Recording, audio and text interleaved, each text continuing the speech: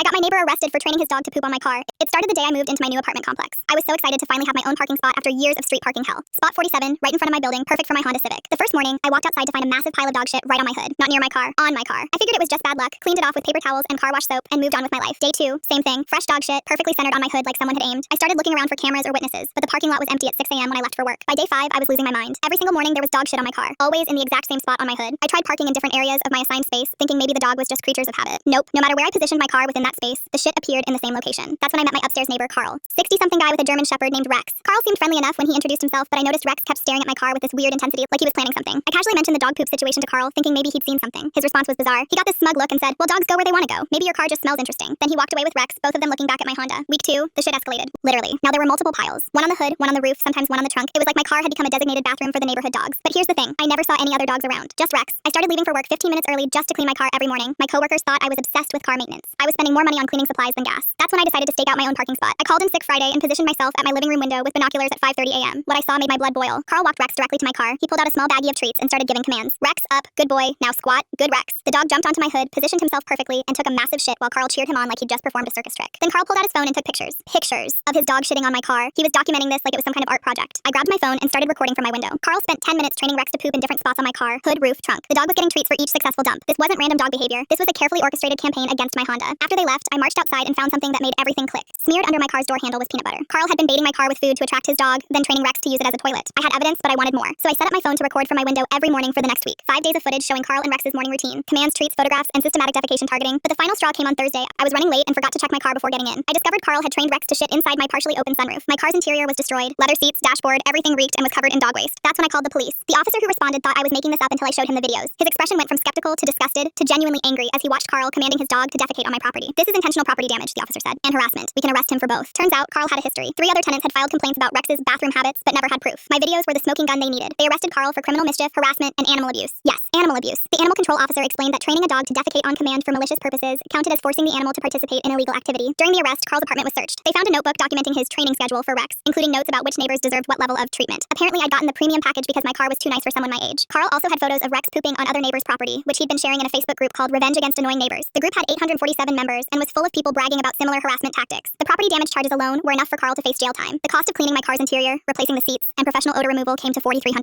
The judge ordered Carl to pay restitution plus court fees. Rex was rehomed to Carl's sister in another state, where he hopefully learned more appropriate bathroom habits. Carl got 6 months in county jail and a restraining order preventing him from contact with me or my property. The best part? Carl's Facebook revenge group got reported to police, and 12 other people in different states were arrested for similar harassment campaigns. My Honda Civic accidentally brought down an entire network of petty neighborhood terrorists. I still park in spot 47, and it's been shit-free for 8 months now. Sometimes I miss the routine of morning car cleaning, but not enough to train a dog to poop on my own property.